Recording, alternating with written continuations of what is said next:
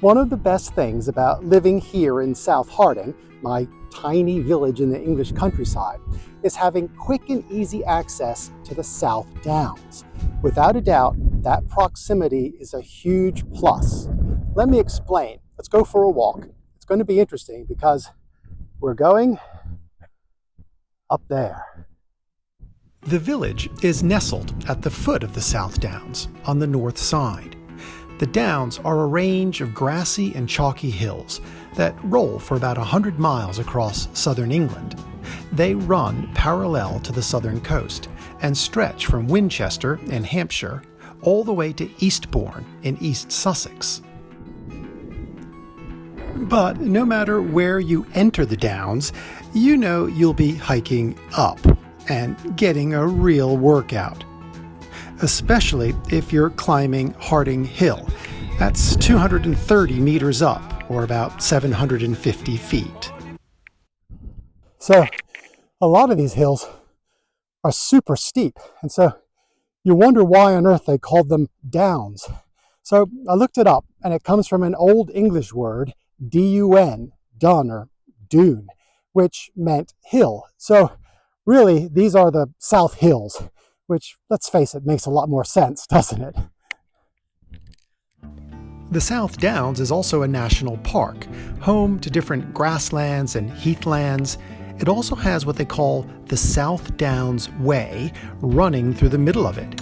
It's like a long walking trail and bridle path that basically runs across the tops of all the downs. From up here, if the sun is shining, you're almost guaranteed to get some majestic, panoramic views. What's really cool is when I get up here and I find the South Downs Way, I have all sorts of choices. I could walk west, this direction, and I could walk all the way to Winchester, about 20 miles away. Or, if I keep going east, eventually I'll get to Brighton, which is a big city, and that's about 40 miles away. Most people who walk the entire length of the South Downs Way take 8 or 9 days to do it. Along the way, there are these neat wooden signposts that point you in the right direction, so you really shouldn't get lost. Some days, I set off on a walk from home and I can walk for hours and go for miles and not see another soul. Really, it's just me and the birds and the bees and butterflies and the occasional sheep or cow. According to historians, people have been walking along these chalky pathways of the South Downs Way for something like 8,000 years. Back then, it would have been mostly farmers driving herds of sheep or tradespeople transporting their goods from village to village. So really, the South Downs Way is sort of like an ancient trade route. These days, it's used more by people like me, folks who want to get out into nature, go on hikes, breathe fresh air, and take in all the amazing views of the countryside and coast.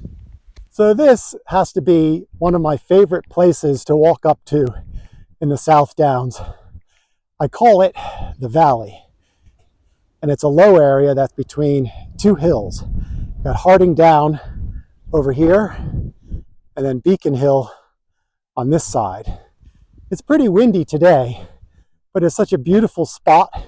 Every time I come up here, I feel like I'm escaping. It's like entering a hidden world, far away from people and work and noise. Maybe it's my happy place. It could be. Thanks for watching, and I'll catch you on the next one.